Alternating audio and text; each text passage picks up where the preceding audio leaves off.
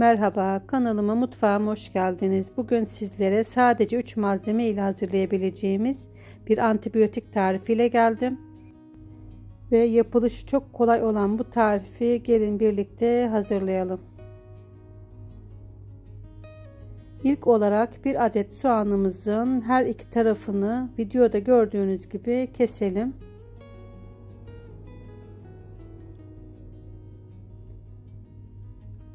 Ve kesmiş olduğumuz soğanımızın bir tarafının içini bıçak yardımıyla bu şekilde oyalım.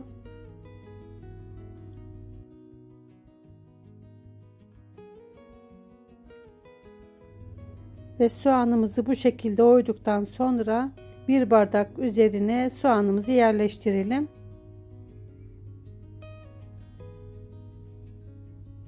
Ve daha sonra üzerine 1-2 tatlı kaşığı bal ilave edelim. Bu tarifi yapmanızı sizlere şiddetle tavsiye ederim. Ben de bir ay kadar öksürükle, bronşitle uğraşıyorum. Ve inanın birçok antibiyotik ilaçlara rağmen geçmedi.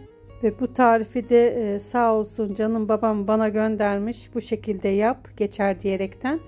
Yaptım, uyguladım ve faydasını gördükten sonra sizlerle de paylaşmak istedim. Umarım sizler de yapar ve denersiniz ve şifasını bulursunuz diyelim. En son olarak balımızın üzerine birkaç adet bu şekilde karanfil yerleştiriyorum. Karanfil birçok hastalığa ve soğuk algınlığına da iyi geliyor arkadaşlar. Ve tozlanmaması için ve suyunun akma süresince üzerine kapağını kapatalım. Ve birkaç saat bu şekilde bekletelim. Ve gördüğünüz gibi tamamen bal ve soğanın suyu bardağımıza süzüldü. Ve bunu sabahleyin aç karnına birer tatlı kaşığı içebiliriz.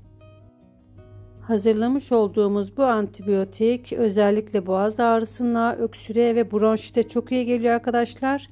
Bağışıklık sisteminizi de güçlendiriyor. Umarım tarifimi dener ve sizler de yaparsınız.